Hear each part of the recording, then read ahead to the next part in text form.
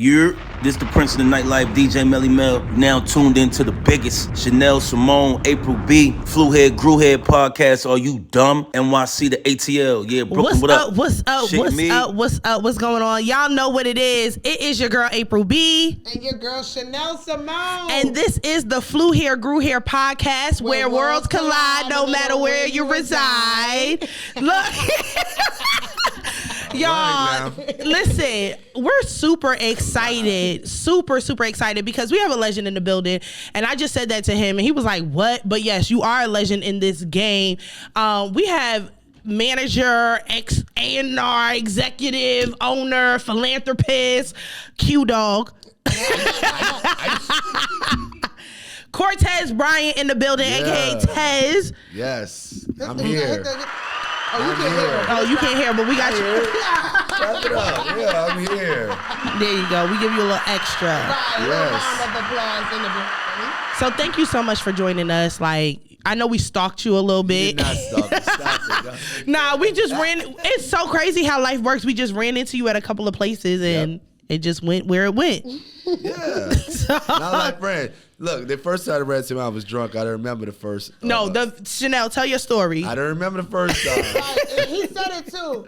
Rocksteady. My friend was like, Shenelle, do not, come on, like he with his people chill. You know, people could be in your face. Yeah. I'm like, come on, like, come on, I gotta say something. So I said, yo, I forgot what the program was called, but we know you do a lot with their music, you know, like reaching out to people, things like that. I was like, yo, I took some type of class with you. I don't know, I just want to say I love you. He said straight to me, you know what? I'm not gonna remember this, but thank you. I appreciate that. He's so honest. Listen, yeah, but he wasn't. He looked at me and was honest. like, and you could tell his homeboy was like, oh, here we go. Somebody recognized him.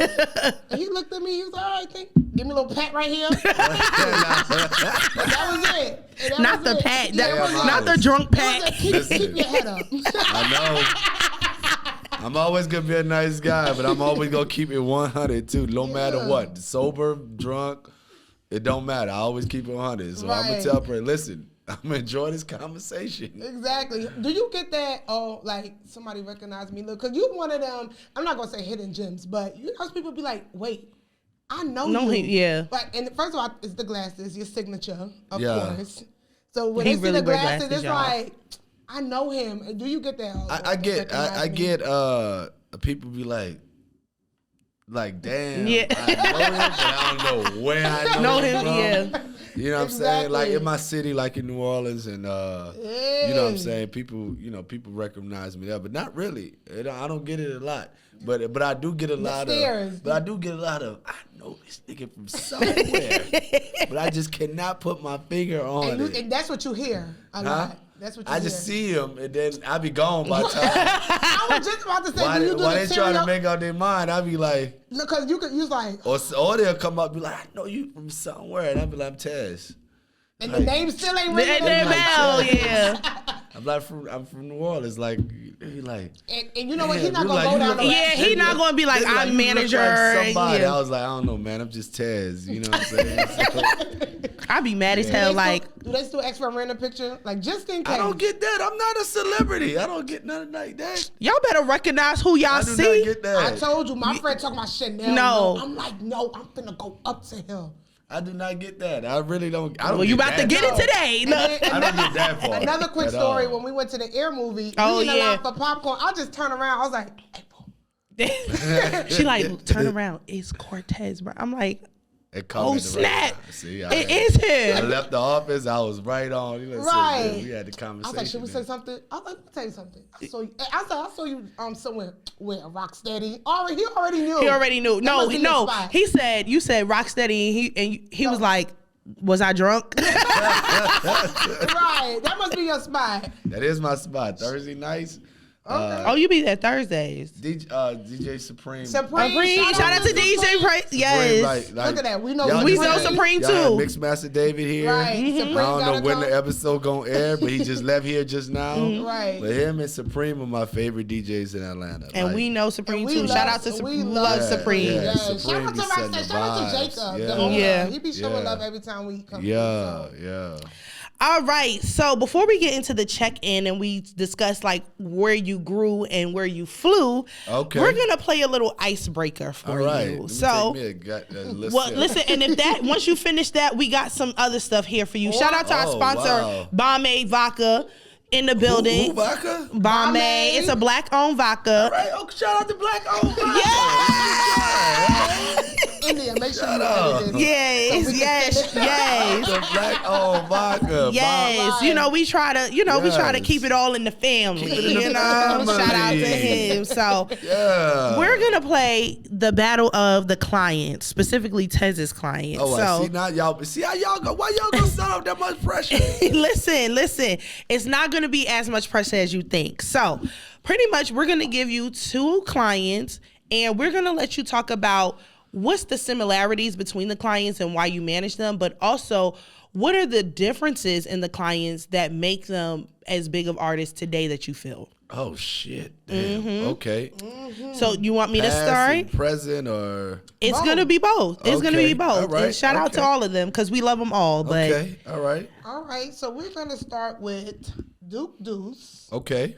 And Trippie Redd. Okay. All right.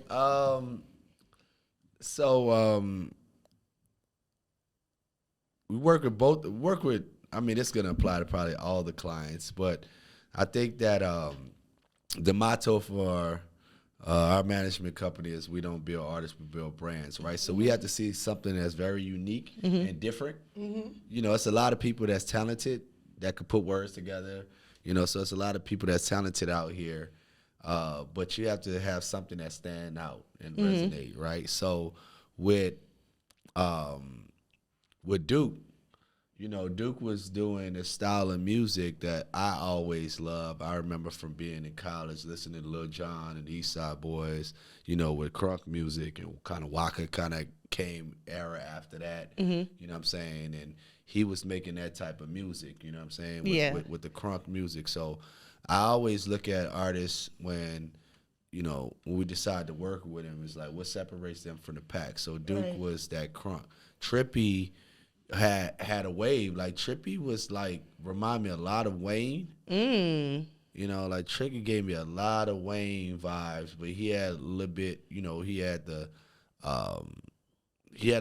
when we was working with him, you know, he had built his foundation, his grounding, you know, and I think that's what kind of drew me to wanting to work with Trippie, because I saw so much of Wayne in him. He was so talented, so dope, and I think that he has shit in his bag. That is this like RPG and I curse? You can curse. Yeah, right. So Trippie got shit in his bag that I don't think everybody knows. Like he do a lot of melodic music, right? That's what you know. That's what Face Forward and what he got popular for. But his bars, his skills, you know, he was playing me stuff that I'm like, yo, this need to be heard. This need to be out. Like you need to hear this, you know. So that was the difference between both of them. Both of them amazing artists. Okay. All right. T.I. and Lil Wayne. Oh, okay. And if you feel like you're getting stumped, here's some Bombay vodka. You just sip on that. No, it's all good. Both of them are one of a kind superstars, right? One of a kind superstar. When I say so different, Tip is the epitome of Southern, the lingo, the Atlanta. Like he represents that to the fullest. Like he breeds star. Like his personality. You know what I'm saying? His personality is like penetrating. You know, anybody get in the room or get to know Tip as a person would grow to love Tip. And some of that's like superstar qualities. You know, music is only one part of being a star. Right. There's a lot of other things that kind of make up. Different artists is different things, but you know, Tip's personality as a person and his lingo, his draw, you know, you can automatically draw to him. I think that's why he's so successful. Outside of his lyrical skills and him as an artist, he's just a great person, and his personality kind of sticks out. Wayne's my best friend, so I couldn't help but that's where it started. But but real talk though, you know. With Wayne, we've been knowing since we met when he was 11 years old. You know, his passion And him as an artist, you know, he was the only one rapping in this magnet school that we went to. You know, like literally rapping wasn't popular back then. It was 1995, 94, 95. People wasn't rapping in New Orleans like that. Just it wasn't as popular in like high school and things like it is now. But he knew what he wanted to do from that point, and from the minute, you know, from his very first raps about fast food, I can remember some of his very first raps he spit for me. You know, I was blown away about what he could do with words he could put together. So I know he was always destined to be that, and I always believed that because he showed that to me years before we worked together, you know what I'm saying? But also years before he even got his break and popped off. Like, you know, I understood that there was a purpose for him in his life, and it was to do that, you know, and I understood it, and it was easy for me because he believed in me before I even knew what he was going to do. So it was just up to me to help him and be by his side to, you know, build all the things that we built. Awesome. When people be taking it back to, I've been knowing him since we was 11. I'm like, dang. Yeah, long ass time. We old. I'm old now. Shit. Right. Y'all really was in the gym. He was really shooting with him in the gym, right? Yes. All right, let's talk about Erica Banks and Dare Silas. Silas. Dare Silas. Dare Silas. So Erica Banks, that was kind of brief. That was on some. We was helping Carl Crawford. Okay. Shout out to 1501. 1501, right? And my partner dealt with Erica the most, but we was just helping Carl as he was just trying to grow his label, helping him out in the business, you know, being like a voice and executing. I didn't really work personally. I didn't work with us. Like, Tez is me, but I like to tell people because I have the Instagram followers and stuff, but Blueprint Group is my company. And it's G. Robeson, Gene Nelson. Shout out to them. Shout out to Brian them. Calhoun, Al Branch, Sean G. So it's like a crew of us, you know, that's been together for 15 plus years that's been working together. And some of us have different people we work with underneath the umbrella. But my partner G, he's locked in with Carl to help him. Like it is, especially I think it was past the mega deals, just that situation, just to help him understand the music business. Yeah, because he comes from the baseball world. And support him any way he can. Now there's Silas. He's from Jackson, Mississippi. Jackson is like a second home to me. Okay. You know, from New Orleans, but I went to Jackson State University. Hey, shout out to JSU. Shout out to all my HBCU graduates. Yes. So, you know, he was just dope and different. One of those things, like definitely different for us, Mississippi and the South. You know, he was what stuck out from Silas, he was very animated. You know, he was animated. He had the, what's the song? I ain't stressing the day. I ain't stressing the day.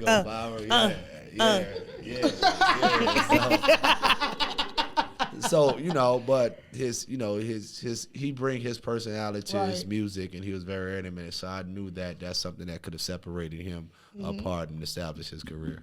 Okay. All right. Look at y'all. All right. Boy, y'all got me goddamn running it. Okay. This is what we do. Listen, groove. Tell him again, Shenelle. Yes. Yeah. All right. So last group of people, and so we brought these two people because for one is a megastar. We know this. One is stepping into her stardom and making her rounds and stuff like that. Okay. And you see a lot of similarities in them, but we all know whatever, but we're not here for that. So Nicki Minaj and Latto. Nicki Minaj and Latto. Nicki Minaj. Man, lyricist. Understood her brand. I think when Wayne and I wanted to sign her to Young Money, this is before we managed her, you know, I tell you about this, you know, how you separate yourself apart. So it was at a time when there wasn't really any real female rappers representing the game. Like Eve and Kim was acting, and Foxy, I think, had lost her voice during the time. So Nicki had a wide open lane. So we saw there as opportunity for the Young Money side of things, for the Young Money business side of things to sign her. But the first thing we saw, I can never forget, shout out Fendi, he had these come up DVDs up in the city. Y'all from New York? Yeah, we know the come up DVD. I remember watching that documentary. They said we purposely put that her purposely put her name. He did that. It was Wayne. Wayne was on the cover, and he purposely put Nicki right behind the church. Yeah. So literally when when we watched that, she was spitting like she does and like she's done, go hard and hard with guys. So her pen was something that, we saw that as being great. You know what I'm saying? Outside of all the other things and building her brand with the barbs and everything else she's done, she's definitely going to go down in history as one of the greatest to ever do it. Period. But what stuck out early on for us signing her on the Young Money side was, it was a wide open lane.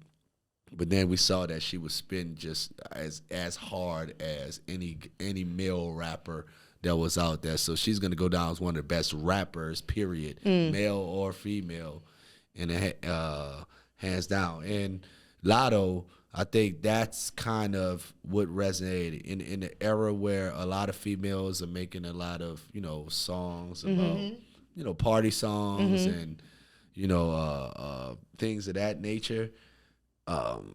Latto is also one in comparison to Nicki that was been rapping for a very long time. Paid her dues and worked her way up. Nicki had did some things before she popped off. She didn't pop off early career. She really put in work before her break came. And Latto resonated with the same thing. And the thing that compared them the most is both of them were about their pen game. So they're both rappers. It's not, I love all music. I love all types of music. Yeah. But it was different. She was making different types of music than probably the normal Latto, speaking of, than every other woman that's probably making to this day. So that's probably what, definitely what what she was seeking to separate, is trying to seek to separate herself as like she's been doing this and she's been writing and putting in the work to get to where she's gotten to. Absolutely. Yeah. All right. Give it up for Ted. He survived. He survived. I don't watch you. I'm going to take a shot for that. I don't watch you on a couple podcasts talking. Okay. Yeah. Shout out to them, whatever. But this right here, how he broke down each and every one individually. I never got the questions like I got here. Like, yes. And we just hold on, y'all. Yes. Yeah, and we're in just. I don't even speak my truth. Y'all asking the right question. Hey, shout out. Shout out to our producer. Yeah, shout out to our producer. Yes, don't have no baby in here right now, please. Or I'm gonna pass the fuck out. This interview gonna be over. I'm like, no, wait. India, put it back in. Close your legs. Close your legs, sis. But producer over there, pregnant, and no, I swear she have this baby on screen. And I'm out. I'm gonna pass out downstairs. Yeah, tell him to watch your camera. Right, come on. Yo. All right, so Tez, part of Flew Here Grew Here is about us talking about where we're from and how that shaped us and wherever we landed and how that helped grow us, whether it's our artistry, our business, whatever. So tell us where you're originally from, how that helped you grow in your life. And, I know you've been all over, but landing in places like Atlanta or even Mississippi and stuff, how has that helped you grow in your life as well? Man, so I'm from New Orleans, Louisiana, born and raised. Shout out Fifth Ward, New Orleans East. Oh, I heard the accent a little bit there. That's all I was my accent a long time ago. Because I was waiting for the accent. I lost my accent a long time ago. But it was there when you said shout out Fifth Ward. Okay, you sound like Manny Fresh. I hear it. Yeah. So, listen, I think everybody from the city of New Orleans would say, if you could survive in New Orleans, you could probably survive anywhere, based off of how I grew up. And it New Orleans teaches you, gives you a hustle mentality in a way, survival based off how I came up. And, you see so much.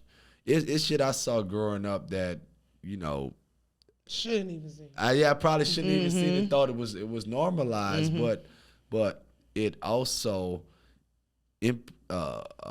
built a foundation of being able to survive anywhere I go by being from the city and seeing the things, knowing how to move. Yeah. You know what I'm saying? Knowing how to move, knowing how to deal with different type situations. You know what I'm saying? So that was the growing up in my environment. But my high school on the flip side of that coin was very instrumental. McMain, shout out McMain. Yes. It's where McMain went there too. Wayne. Yeah. Where I met Wayne. I said on Ray Daniels' pod, Currency was there. Like all of us was there at this high school, but this was a magnet school, right? So the special thing about that school was, even though I was living in the hood and growing up in the hood, right? That school was probably one of the best public schools in the city, but they brought people that kind of looked like me. That got out, had my same environment, got out. So I was able to see something, you know what I'm saying? Because normally, for most people that grow up in the hood, we idolize the people that's getting money and making it out the hood, usually the drug dealers and so on and so forth, with the stereotypes. And we don't get to see a lot of examples and get exposed to a lot of examples of, how we can make it out, right. or we don't have a lot of those role models when you come up in situations how I came up. But that school, McMain, brought around people that looked like me, that gave me the inspiration to understand that, oh shit, if I hustle these books, I could get out, I could do something else, you know what I'm saying? I could do this, and my environment doesn't have to be, the end all be all, right? You don't have to be a product of that. I don't have to be a product of that. So shout out to McMain. Those are probably the two pillars. The survival from just growing up in the city, and my high school literally gave me the exposure and the inspiration to understand that I could be bigger and my wings could spread more than just normal things in the city. Wow. Amazing. Shout out to McMain. That's the city. And every place that I went to, when you're talking about flew there, Jackson State was very important. Mississippi was very important because it was probably the first place I've ever been outside of the city of New Orleans, right? So that college campus at Jackson State, I was able to meet people from different cultures, different places. I was in a marching band at Sonic Boom the South. Shout out Jackson State. Okay. Yeah. So, and I learned a lot of principles of discipline and working together. It was just a lot of fundamental principles. And going to an HBCU, right? The first thing I think, which all of them have in common is you understand why HBCUs came about. You understand that, these universities came when there was no place for black people to be educated. So it was your ancestors that sacrificed themselves to make it possible that you have these places to learn. So when you first get there, you have a sense of responsibility, like, you're stepping in somebody's shoes who paved the way. So when I first got there, it drove that inspiration and gave me a sense of purpose. But everything I learned there, like, I didn't know, like when Wayne asked me to be his manager, I wasn't in the music business degree program. That didn't exist, right? I didn't know anything. I was a mass comm major, so. Shout out to the makeup majors. Yes. So I had to literally, take all those skills, all those life skills I learned in the city, all those life skills I learned in the band, on the yard, meeting people, and put them into literally building Young Money and my company and everything I had. So that's why I always have a dear place in my heart to Jackson, Mississippi. Home is going to be home. That's the originator. And everywhere else that I've been, it's probably been because of work, and each one of those cities has shaped my work career in a great way and been pivotal. You know what I'm saying? L.A., it opened up. The music business is mostly in L.A. and New York. Still shit to this day. Yeah. So LA was great because it expanded, it allowed me to do things. Miami was great because all the wave was in Miami at the time. Atlanta has been incredible, and I think this probably will be my last stop just because so much opportunity for people that look like us. And Yes. in a sense, this city here has a sense of unity that I haven't. Now, there's still fake love everywhere around. Of course. Yeah. For sure. Right? And there's a lot of people that's fake in this entertainment world. Absolutely. But Atlanta literally gives a spirit of working together here more than any other place that I've lived in. You know, people you run into the club, Yeah. and come and support podcasts and try to help people and pop people off. You know Absolutely. what I'm saying?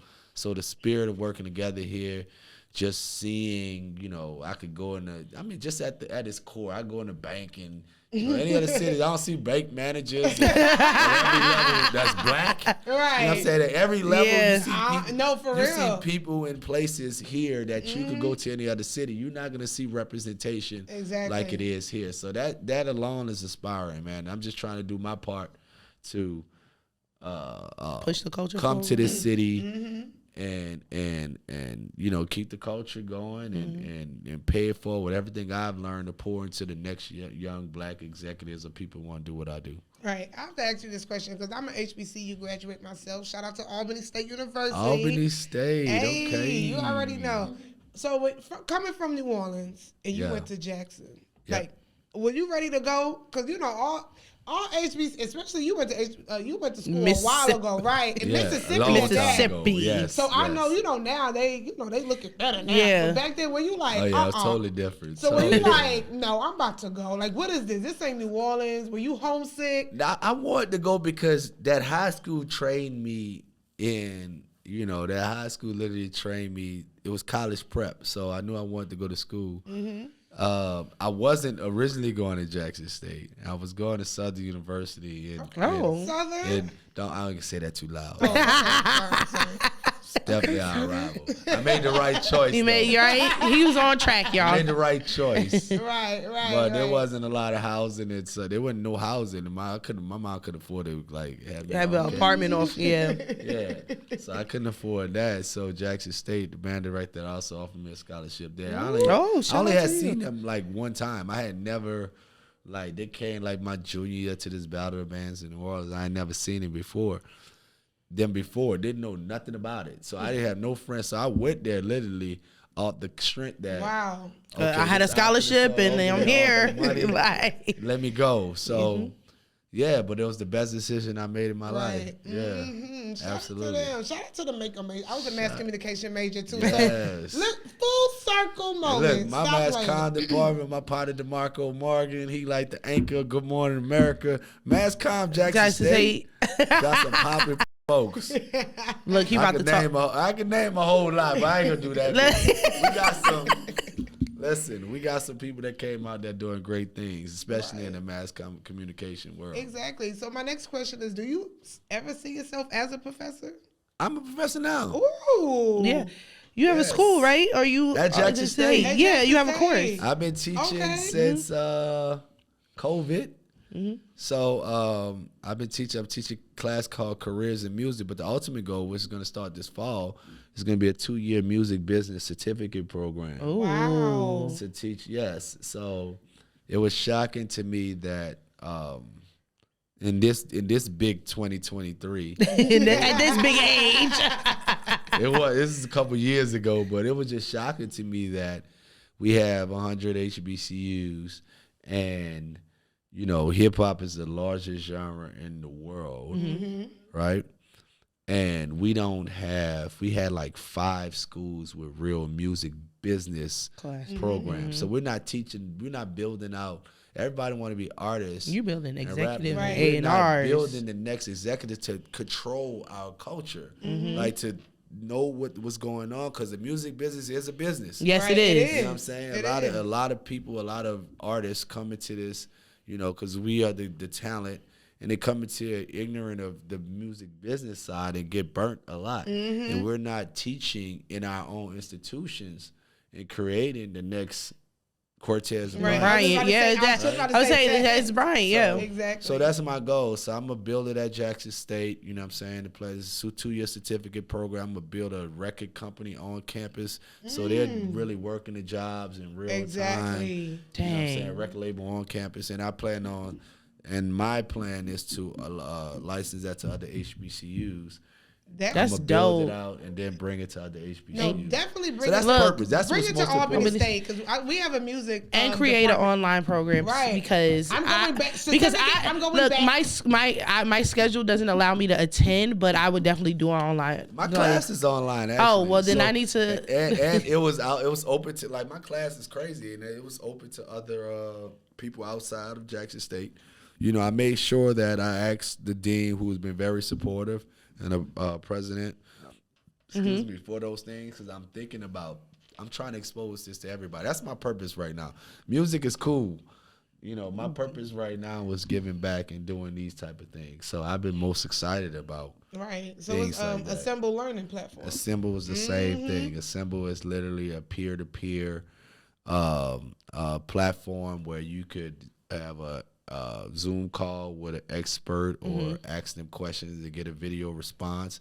So I'm literally trying to bridge the gap with exposure. I believe that if Black people were exposed to things, I feel like we're the most talented people on this planet. Yes, course, absolutely. of We just don't know because based off our education, how we come up, we're not exposed and we don't get all the tools. If we had the tools, if we had somebody, to learn from us and assemble us, the people, the experts that I'm on board and it's Black and brown people. I said in that high school in McMain, I saw people that look like me.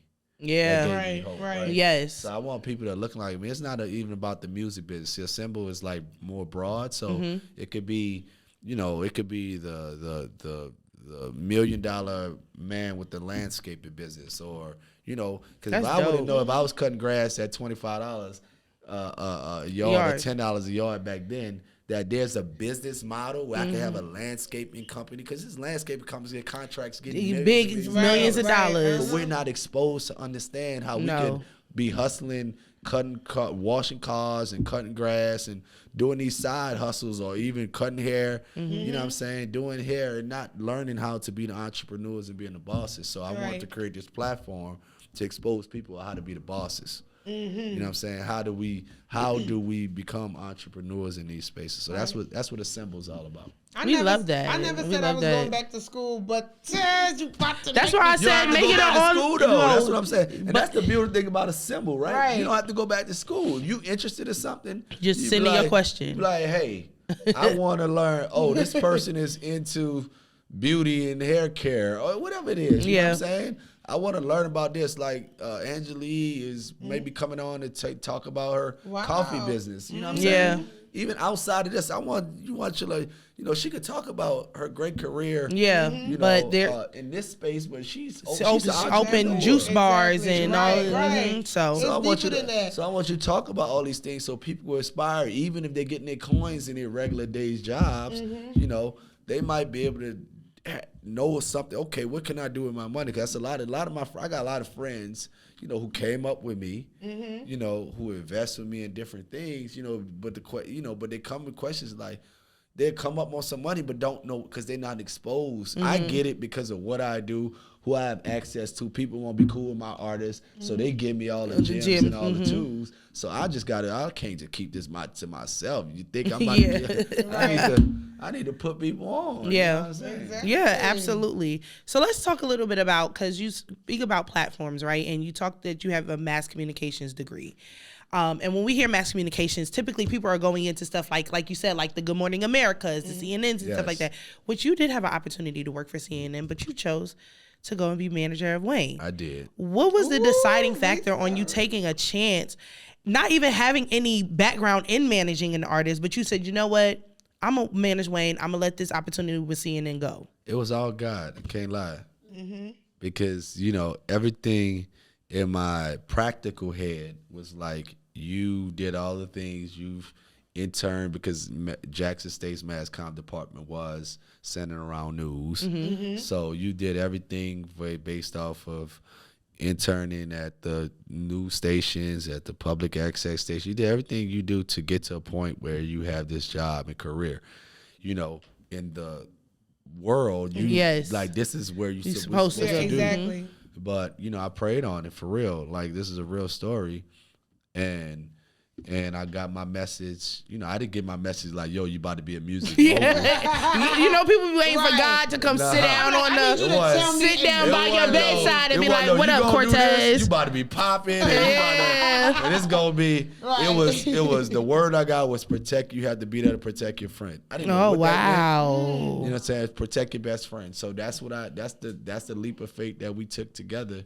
You know, and he saw it in me before I saw it in myself. You know, so that's why I'm indebted to Wayne for life. Right. You know what I'm saying? So Wayne changed my life, changed my family's life. You know, so I'm indebted to him for life. But like I said, he saw something in me before. That's the type of person he is. He's a very selfless person that gives a whole lot. And you know, my job was just to protect him and be that for him and help grow the business behind the scenes while he was just a creative and rapping and doing what he loved to do. That's amazing. And you know, as we go through our journey, like April and I, you know, we always say, you know, we're a duo, your two favorite Brooklyn baddies. You know, we have a mission and a vision, and honestly, we say the story all the time, how God called us together. Right? And sometimes you really want God to have this 65-inch TV, like this is how Morgan Freeman about to pop on the screen and be like, I heard y'all need to get together and come and and this is what it looks like here. With Taz.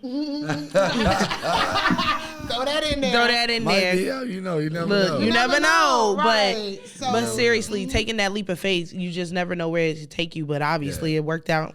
And it's never, and mind you, facade-wise, face front, it looks great, but it's always challenging. Like roadblocks is coming. I've been 19 years in this business, and I'm still dealing with, you know, bumps in the road, roadblocks that come, and still learning. You know, I'm still learning and still growing. So you could be.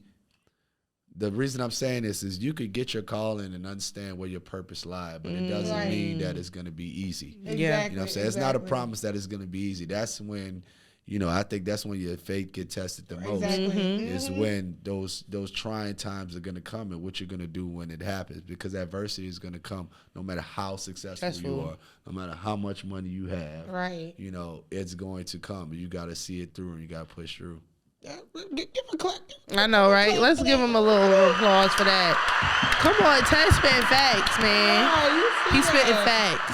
So we're gonna dig deep more into you as a manager. Oh shit! I thought we was deep just there. We got we deep. We got a couple more. Right? Oh my goodness! So as a manager, you know, crisis management is a key skill, and I'm pretty y'all sure asking the questions, boy. Y'all coming with it. Right. Hold on. First of all, welcome to Flew Here Grew Here podcast, where we don't play about our craft. Okay, we're professionals. Yeah, asking the questions. Right. So you know, as a manager, crisis management is a key skill. So can you explain how you navigate deals and conflicts, like centered around? So let's say like Lil Nas X with his sexuality. Was that a big deal? And also, how could you go about advising a client facing legal battles? So similar to like the whole YSL thing. Yeah, well, that's a whole lot of things. Like it's so much you got to do. I don't think I wouldn't put Lil Nas X sexuality as a crisis management. It's crisis management. That's just who he is. Understanding who you are, supporting the person as who you are. That's just the beliefs. You know, that's my personal beliefs, and I think of my team. Everybody on my team's personal belief that, you know, we are all about individuality and people being themselves. So it's just about supporting them in that way. And understanding how to support them in that way. And as a manager, that's one thing you gotta do. You gotta ride with your clients. Absolutely. So I think that you know, that's how that crisis management is a good question, because it's probably all managers don't have the skill set to do that. And that I tell everybody, I don't know if anybody watch Scandal, like my job, I'm like Olivia Pope. That's literally my job. I'm like the male Olivia Pope.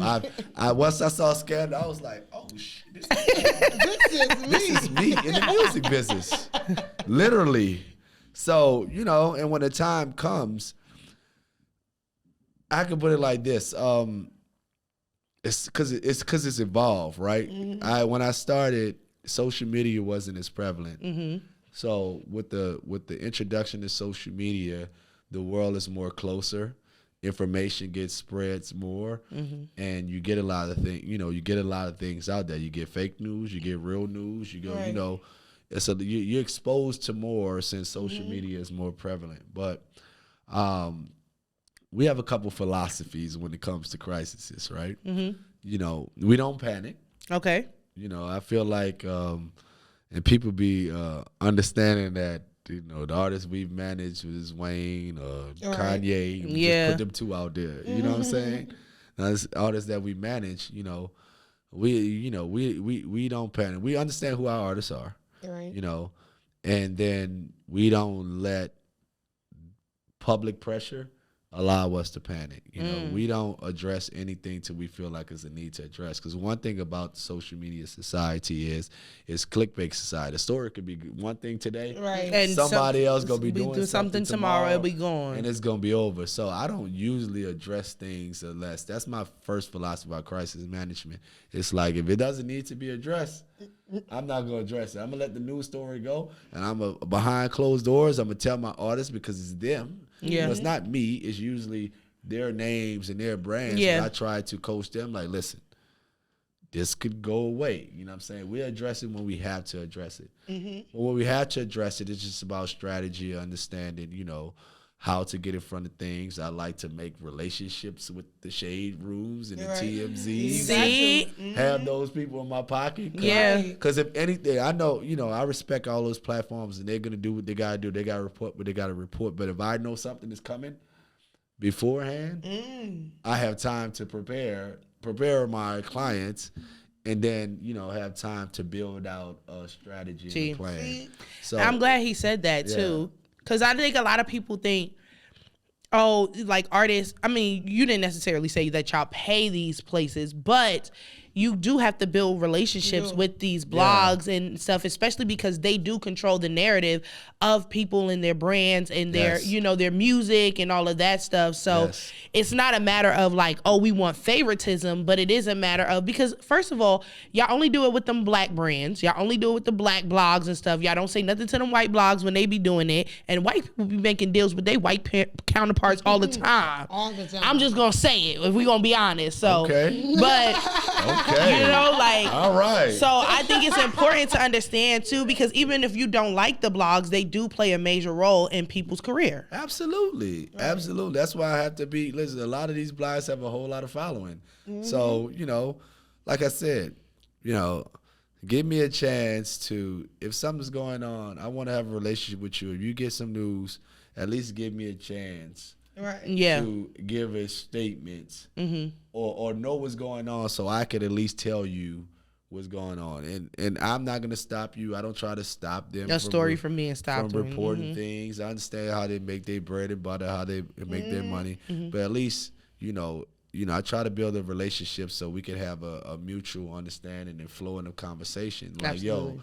Like this is about to come out because it's probably going to come out anyway in some circumstances, or somebody's going to report it. So I just respect that, you come to me, so at least I know what's going on, or I could tell you like, nah, that's not true. So, exactly. So a representative says, when they be like a close source to the artist stated that, and it says, they be like a close source, and then it's the manager like and then, don't put my name in it, just say it. But then I can just give them the real though. You know what I'm saying? So right. it's important for me, to have those relationships. That helps in times of crisis management. Get back to your original question, is because a lot of it, based off of our society today, a lot of it breaks through these blogs. So nurturing those relationships and having those relationships helps. And then if we get to a point where they have to come up and come out and say something, if it gets that ugly, we have trusted relationships where I might have a trusted source or platform where my artist could speak their truth.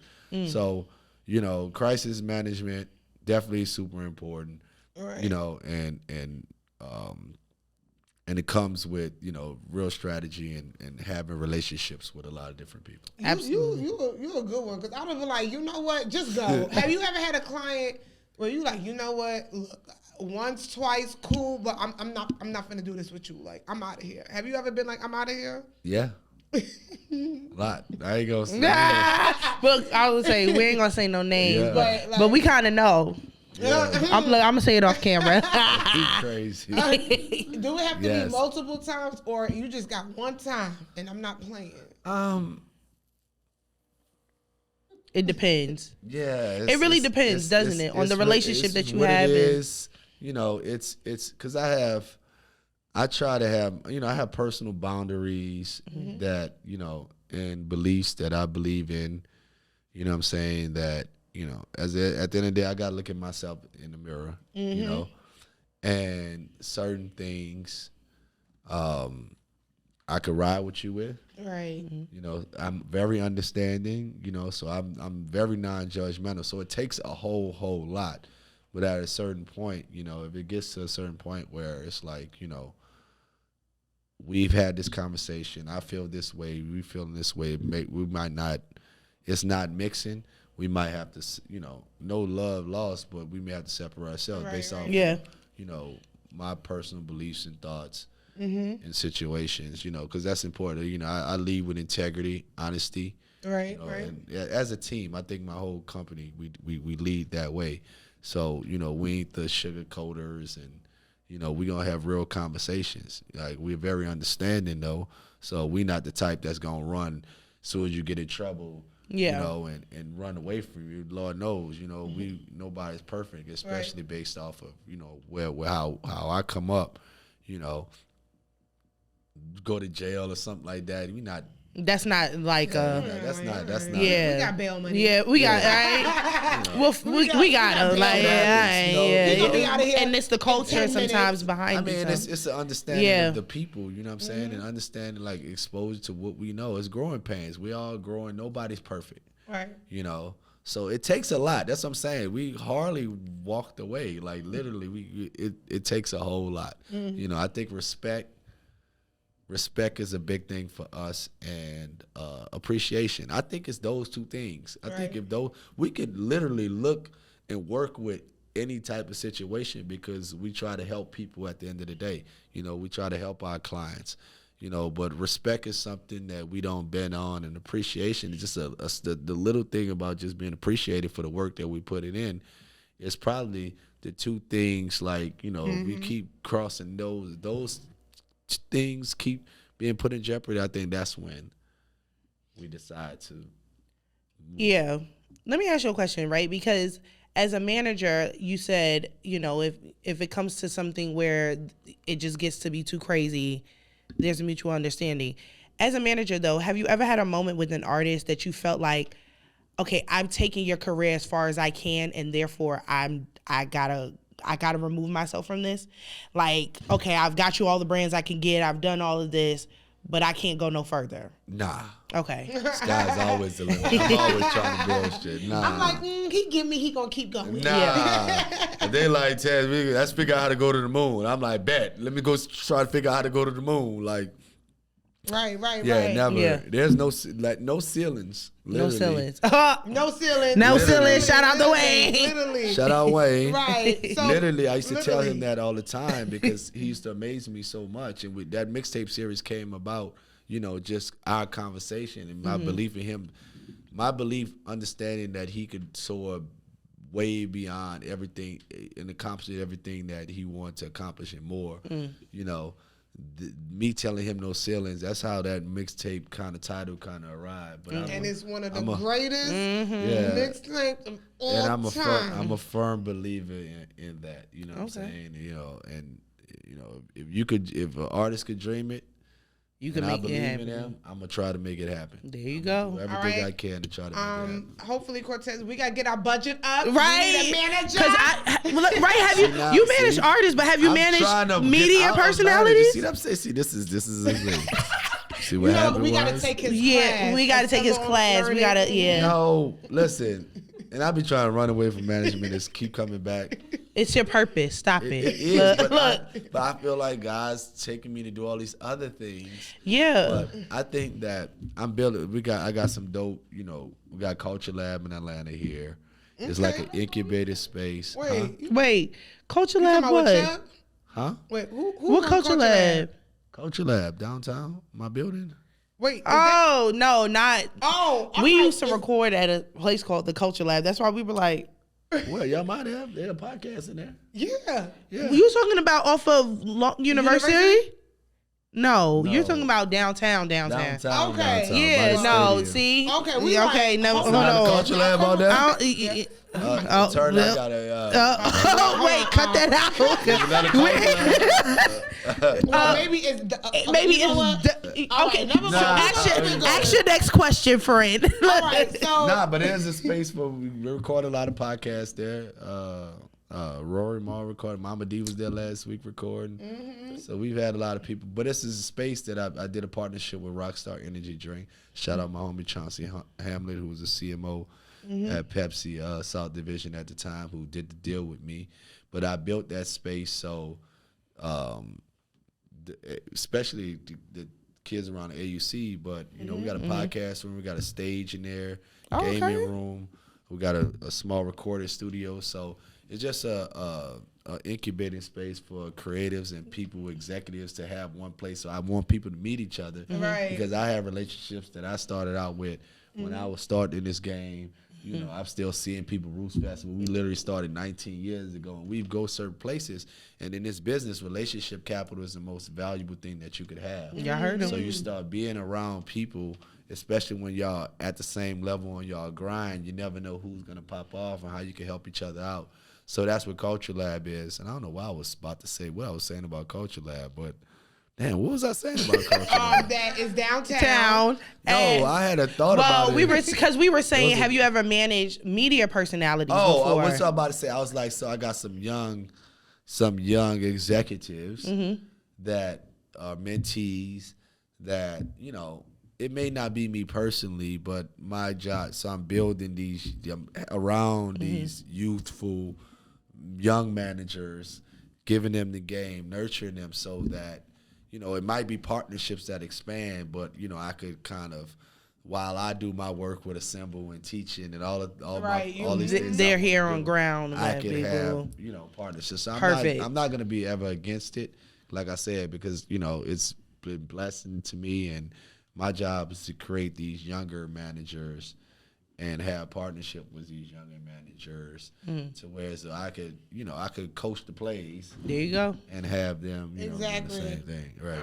Well, baby. Hold on, last question. Oh, okay. Last question. Okay. Because this is important as a manager. I said,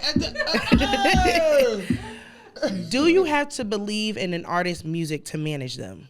Or can you just manage them solely based off of just being a manager? No, the music is only a small portion of a star's career. Okay. I see that. I could go get a great producer, a great songwriter, and create a great song. Right? It's only a fraction of what it takes to be a superstar in this business. So I could create a song. Right? That's not that hard. You have to have the other intangibles on the outside. So that it factor. The it factor. The thing that's gonna separate you from everybody else. That's more important than the music. You know, that's more important than music. This is why some artists may not be as you can look at some artists that's not as talented as other artists, but they have something that separates them and catapults them. Like all rappers, you know, there's rappers and MCs. It's not, you probably could name different people that might be more talented, but they don't have the other stuff, right? The hits, creating a hit song, you know, and me and my partners, I think we're A&Rs that we pride ourselves on, you know, being real music guys and understanding the DNA of creating hit songs. So we could do that. Yeah. That's the easy part. It's just finding everybody or everything on the outside. Yeah. Right. Well, find me a producer and a songwriter. Right? Because if I can listen, I got a couple bars. Y'all are funny. You sure y'all ain't doing comedy? Y'all listen. We might. Listen, when they say 7 streams of income to become wealthy, we got to get it all. Okay. I'm trying to get my second one. It's okay. It's okay. It's all right. It's all right. Right. All right, y'all. Give it up for Cortez Bryant. Now, Blue there, you like the logo? Blue there. Yes. Yes. This is our last segment and the last question. So usually, I thought we just had a last question. No. This is our last segment. This is our last segment. Which would make it the next segment, but the last question of the segment. All right. So we have a segment called Baggage Claim. Now, in this segment, we normally have, listeners call and ask us questions or pretty much whatever they want to air out. But we couldn't let today go by, and we have to ask you in the Baggage Claim. Okay. Give us one memorable moment coming up in this industry where you like, yo, I never forget this. I never forget this. Or even if you really can't say it, just like, yo. Damn, in the industry? Yes. It could be now. It could be what? I never forget. Okay. Ooh, yeah, what? Yeah. No, I should say it. Yeah, say it. And speak it into the mic. Say it. Yeah, come on. I should say this. Fuck it. All right. So, listen, Jay-Z is like a mentor of mine, right? Like, before I even knew him, he inspired me through his music because of where he come from and everything he's aspired to become and is right now currently. So one of the first time I met him might not be there. So I shouldn't say this. Say it. Go ahead. So because it's a funny thing, because this first impression, like this is a guy that I'm like, yo, I look at this man's music I've been on since college. Like he's like the narrative of hustle that I look up to. So the first time I met him, when I shook his hand, I kind of pulled away. This man's hand was soft like a pillow, Christian. I'm like, oh. Speaking about the street. You think he had rough, non-Vaseline? Yeah. This man's hands was goddamn manicured. I was like, he rich. But look, I was like, he's wealthy. He was rich. He was definitely rich at that time. I'm like, maybe I should go get my man. My hands done at the time. I don't know if anybody, but that was my first impression. Just understanding. I shook his hand. I was like, oh, it felt like my hand melted in his. Yep. Now, did you do that in his face? And he looked at you like, what? I don't know if he saw it. I know I know he saw it, a reaction. You're like, whoa, his hand ain't real. His hand ain't real. I thought it was calluses, got it out the mud and everything else. Right. Been working on the railroad. He was expecting them brick hands, the moving brick hands. Right. You know how they those yes. But I will never forget that because that was one of the first times I met Jay. You know what I'm saying? That was like a first, one of the first impressions. So that's dope. Jay has soft hands. Yeah, that's what I'm talking and I started getting manicures after that. Look, well, your hands do look a little soft too. No, they need a lot. I don't want to talk this interview knowing that I gotta re-up right now. So right. All right, y'all. Well, give it up. Yeah. Yes, truly a legend in the building. So, we normally make people tell them where they can follow, but, it's Cortez Bryant. Nobody don't know. Follow you where? Nobody don't know. Tell them where to follow you. Why y'all even doing that right now? Follow him at Tessington. At Tessington is my Instagram. Okay. Yes, and tell them where they could. Follow assemble.fyi, because listen, if y'all have any questions, if y'all want to have one-on-one, listen, experts, not only with me, but anybody. That's what I'm really preaching at, man. Exposure. If your audience is black, y'all got black people y'all talk to? Yes. Okay. What type of question was that? Hey. No, we're tapping into others. Yes, but specifically, yes, we have assemble.fyi. If you want to know something, need to know something, go tap in. See if you got somebody you can learn from on there. Hey. And you already know it is your girl Shenelle Simone. Follow me on all social media platforms at I am Shenelle Simone. And it's your girl April B, your favorite media maven. You can find me at it's April B __. And also don't forget to follow the podcast at FHGH Podcast. And check out our episodes every Wednesday at 8 p.m. on all streaming platforms. And we'll see you guys next time. Media Maven.